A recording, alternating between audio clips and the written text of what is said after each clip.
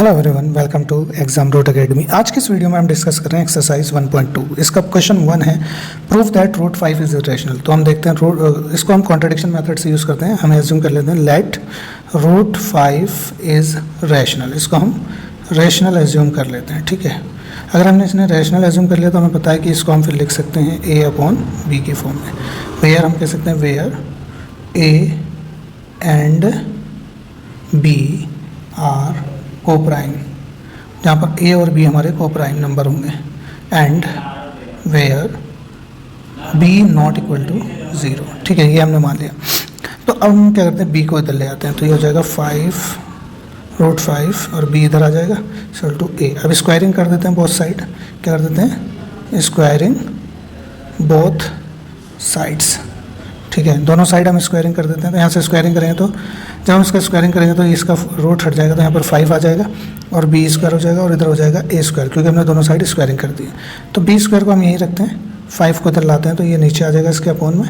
अब यहाँ पर हमें एक चीज़ पता चल जाती है कि एक थ्योरम है, इसमें हमें बताया कि अगर कोई प्राइम नंबर किसी के स्क्वायर को डिवाइड कर देता है तो उस नंबर को भी डिवाइड करेगा। इट मीन्स कि हम यहाँ पर लिख सकते हैं 5, हम यहाँ लिखेंगे 5 divides a square, hence 5 divides a, hence 5 divides a। तो अगर ये इसको a स्क्वायर को डिवाइड करा तो a को भी डिवाइड करेगा।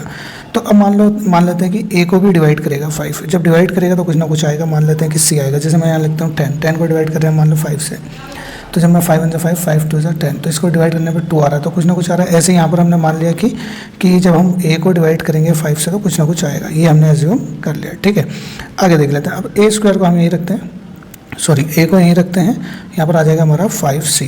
अगेन यहाँ पर क्या करते हैं, स्क्वायरिंग बोथ साइड, दोबारा से स्क्वायरिंग कर देते हैं, स्क्वायरिंग बोथ साइड्स। ठीक है, जब हम स्क्वायरिंग करेंगे तो यहाँ पर a का स्क्वायर हो जाएगा और यहाँ हो जाएगा 5 का स्क्वायर करेंगे तो 25 हो जाएगा और c का स्क्वायर c स्क्वायर। अब एक चीज़ देखो जो हमें यहाँ पर ये समझनी थी। ठीक है, एक चीज़ जो हमें यहाँ समझनी थी वो ये, ठीक है, एक चीज़ और समझते हैं कि हमें यहाँ क्या समझनी थी। तो यहाँ पर देखिए कि अब हमारा ये जो है ना b स्क्वायर, 5b स्क्वायर किसके इक्वल है, a स्क्वायर की जगह। ठीक है, तो मैं क्या करता हूँ, a स्क्वायर की जगह पर लिख देता हूँ 5b स्क्वायर, यहाँ पर हम लिख देते हैं, इधर आ जाएगा 25c स्क्वायर। मैंने ऐसा क्यों किया, क्योंकि हमें पता है कि a स्क्वायर जो है वो हमने यहाँ से देखा है कि 5b स्क्वायर के इक्वल है, तो हम इसको इंटरचेंज कर सकते हैं। अब तो 5 से 5 1 5, 5 5 से 25, ये मैंने कैंसिल कर दिया। तो यहाँ पर हमारा बचा b square equal to 5c square. अब हम क्या करते हैं कि b स्क्वायर को फिर से इस 5 को इधर ले आते हैं, तो 5 से डिवाइड करेंगे, इधर आ जाएगा c स्क्वायर। अब यहाँ से भी कोई कंडीशन हो रही है कि 5b स्क्वायर को डिवाइड करें, तो हमें लिखेंगे 5 डिवाइड्स b स्क्वायर, हैंस तो क्या होगा, हैंस 5 डिवाइड्स b। ठीक है, अब हमें ये पता चल गया कि 5 a को भी डिवाइड कर रहा है, ऊपर हमने यहाँ पर देखा कि 5 जो है a को डिवाइड कर रहा है, यहाँ पर b को भी डिवाइड कर रहा है। ठीक है, अगर 5 a को भी डिवाइड कर रहा है और b को भी डिवाइड कर रहा है, इसका मतलब ये दोनों में कॉमन है। जैसे मान लो मैं यहाँ लिख देता हूँ 15 और नीचे लिख देता हूँ 25, तो ये दोनों 5 के टेबल से कट जाएंगे, जैसे 5 3 और 5 5। इसका मतलब इन दोनों में क्या कॉमन है, 5 कॉमन है इन दोनों में, जबकि हमने इनको कोप्राइम माना था। ठीक है, तो अगर हमने इनको कोप्राइम माना था, कोप्राइम में क्या होता है, कोई फैक्टर कॉमन नहीं होता 1 के अलावा, जबकि यहाँ पर हमारा अगर इस हिसाब से हम देखें तो हमें 5 कॉमन नज़र आ रहा है। तो हम यहाँ पर क्या लिख देंगे, सिंपल सा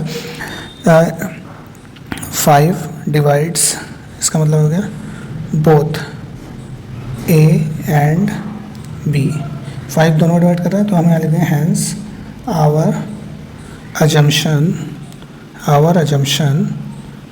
is wrong, hence our assumption is wrong. हमारा अजम्पशन रॉन्ग हो गया। इट मीन्स, तो हमारा ये क्यों आया, हमारा अजम्पशन रॉन्ग हुआ है किस वजह से, क्योंकि हमने इसको कॉन्ट्रडिक्शन से मान लिया था। ठीक है, तो हम यहाँ फाइनली लिख सकते हैं हैंस रूट 5 इज़ इर्रेशनल। ठीक है, फाइनली हम ये लिख देंगे। तो ये हमारा क्वेश्चन हो गया। तो पार्ट 2 देखते हैं। पार्ट 2 में क्या कह रहा है कि हमसे ये क्या कह रहा है कि प्रूव करना है हमें कि ये जो है हमारा ये इर्रेशनल है। ठीक है, ये पार्ट 2 में हमसे पूछ रहा है कि क्वेश्चन नंबर 2 में कि इसको हमें इर्रेशनल प्रूव करना है। तो हम इसको भी क्या कर लेते हैं, लेट 3 + 2 रूट 5 इज़ रैशनल। तो इसको पहले तो हम रैशनल ले लेते हैं। ठीक है, यहीं पे सॉल्व कर देते हैं उसको।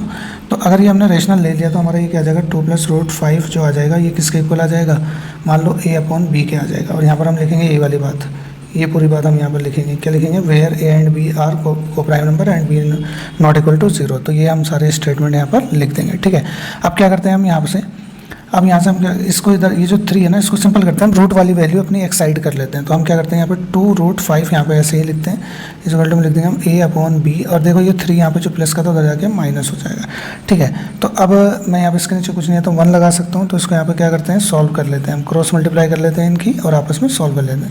तो यहाँ पर a माइनस इधर 3 से होगी तो 3b और अपॉन में रह जाएगा b, तो ये हमारा आ गया। तो अब यहाँ पर हमारा गया 2√5 इक्वल टू ये आ गया a minus 3b upon b, ये आ गया, ठीक है। तो अब यहाँ से क्या करते हैं, हम √5 को यहीं रखते हैं, यहाँ से आ जाएगा a minus 3b upon 2b, ये आ जाएगा। तो ये वाला जो नंबर होगा हमारा ये रैशनल होगा और ये जो होगा इरेशनल होगा। इस तरीके से ये भी प्रूव हो जाएगा, ठीक है। तो ये क्वेश्चन में हम सॉल्व करते हैं, इसे देखते हैं ये क्या है। इसको भी हम क्या कर लेते हैं, let 1/√2 is rational. Contradiction method से तो हम यूज ही कर रहे हैं, रैशनल मान लेते हैं। अगर ये रैशनल है 1/√2 हमारा, तो इसको हम लिखेंगे a/b।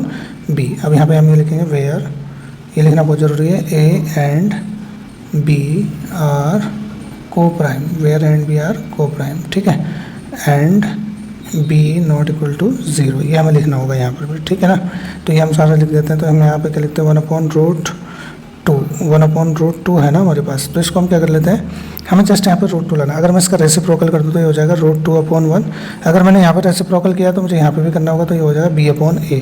तो मैं यहाँ से कह सकता हूँ कि √2 इक्वल टू b/a। देखो, तो ये तो हमारा हमने पहले ही प्रूव कर चुके हैं कि हमने देखा था कि √2 इरेशनल होता है, जबकि ये इंटीजर होने की वजह से रेशनल आएगा, ठीक है। तो हम ये कहेंगे कि ये तो इरेशनल और ये है रेशनल। तो रेशनल कभी इक्वल नहीं हो सकते।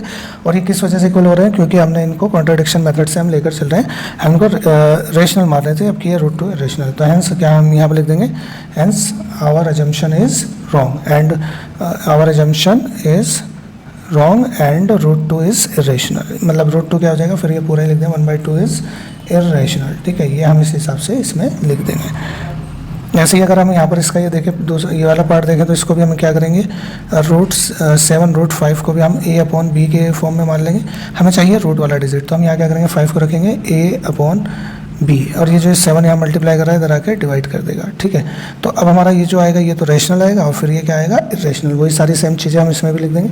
और अगर इसको हम देखें, ये नंबर इसको अगर प्रूव करेंगे तो ये किसकी तरह होगा, जैसा मैंने ये कराया था, ये वाला क्वेश्चन इसके तरीके से होगा, ठीक है। इसमें भी हम क्या करेंगे, इसको भी चलो यहीं पे बता देता हूँ एक बार कि हमारा क्या है, 6 + √2 है, तो इसको हम a/b मान लेंगे, ठीक है। √2 को यहीं रखेंगे, यहाँ क्या आ जाएगा a/b, ये प्लस का है, 6 उधर जाकर माइनस का हो जाएगा, ठीक है। तो √2 जो आ जाएगा, इसके नीचे कुछ नहीं, 1 लगा लो, क्रॉस मल्टीप्लाई करेंगे, ठीक है। ये क्रॉस मल्टीप्लाई होने के बाद आ जाएगा a माइनस 6b/b आ जाएगा।